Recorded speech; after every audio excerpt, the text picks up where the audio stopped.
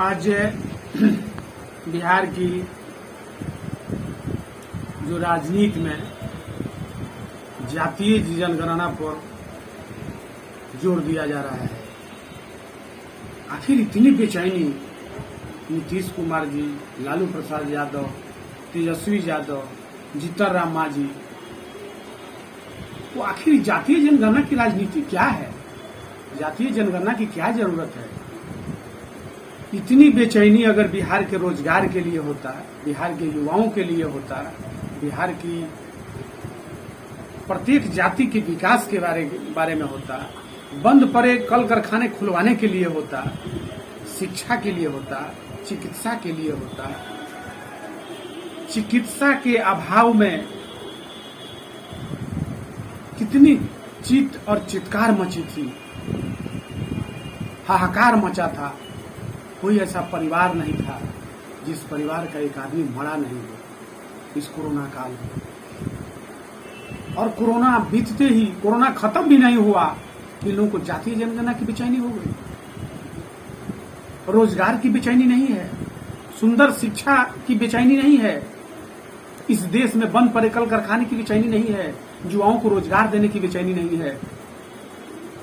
जिस विश्वविद्यालय को बिहार का कैम्ब्रिज कहा जाता था, आज उस वह विश्वविद्यालय रो रहा है। स्थिति इतनी विकराल है। इन दोनों ने 30 साल में बिहार को सत्यानाश कर दिया और इनके पीछे पीछे लोग इनके पिछलगू बने हैं, चाहे कोई भी जात बिरादरी का हो। सबको शिक्षा चाहिए, सबको चिकित्सा चाहिए, सबको सुरक्षा चाहिए। उसके बाद भी ये स्थिति, कोई कुछ बोलने को तैयार नहीं है, पक्ष हो या विपक्ष हो।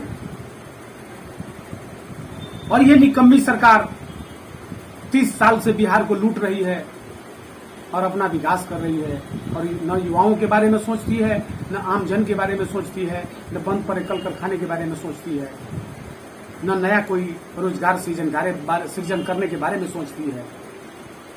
आखिर यह क्या चाहती है? आखिर यहाँ के लोग क्या चाहते हैं? कि ऐसे ही चलता रहे? ऐसे कभी नहीं चलेगा, ऐसा कभी नहीं होगा। बिहार की जनता जग चुकी है। बिहार की ये भूमि जो है, ये भूमि ने एक से एक वीर विभूति पैदा किया है और कर दिया है, जो बिहार ही नहीं पूरे देश में, विदेश में जाकर के नाम रोशन किया है। इसलिए सचेत रहने की जरूरत है। नीतीश कुमार जी, लालू प्रसाद यादव जी और तेजस्वी यादव और जीतन राम मांझी जी, मैं आप लोगों को अपने बिहार वासियों की तरफ से सचेत कर देना चाहता हूं।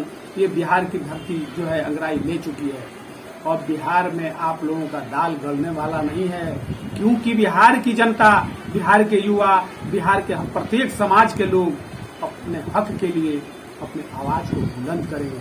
आप इनके आवाज को दबा नहीं सकते हैं, क्योंकि जनता जग चुकी है, युवा जग चुके हैं।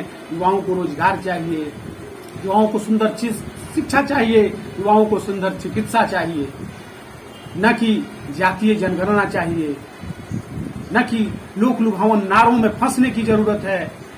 अब ये स्थिति नहीं होगी, अब ये संभव नहीं है।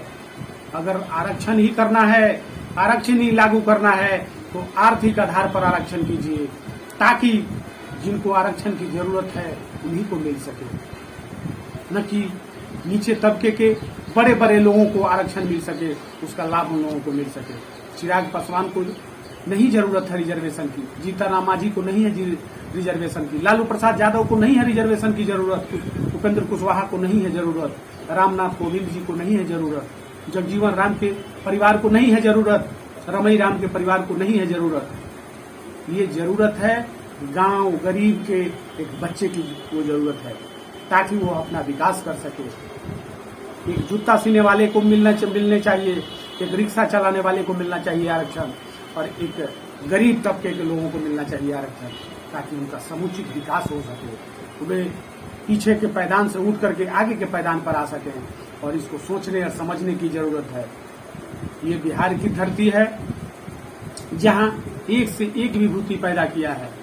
इस बिहार की धरती ने महात्मा गांधी को, राष्ट्रपिता महात्मा गांधी को बिहार की धरती से अंग्रेजों को भगाने के लिए चंपारण की धरती को चुना, वहां से शंखनाद किया कि भागो अंग्रेजों, देश छोड़ो। आखिर क्या, कौन सी ऐसी परिस्थिति थी?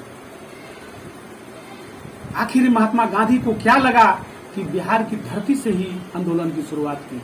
इस पर लालू प्रसाद यादव जी, जीतन राम मांझी जी और नीतीश कुमार जी, आप लोगों को सोचना होगा कि आखिर बिहार की धरती में इतनी आग कैसे है। इतनी आग है कि इस आग में आप झुलस जाएंगे, आपका अता पता नहीं चलेगा। इसलिए अब आप लोग सचेत हो जाइए और बिहार के बारे में, बिहार के युवाओं के बारे में, बिहार के शिक्षा के बारे में, बिहार में रोजगार के बारे में और हो रहे भ्रष्टाचार के बारे में, हो रहे कमीशन खोरी के बारे में सोचिए। नहीं तो बिहार की जनता जल्दी ही अब तक तख्ता पलट करके एक युवा को बिहार की बागडोर संभाले देगी, जो बिहार को सुंदर बनाने का सपना देखे हुए है।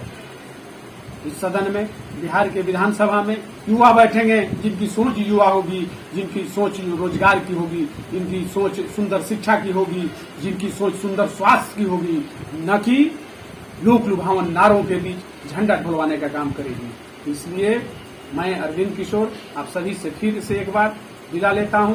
जय हिंद, जय भारत, जय युवा, जय बिहार।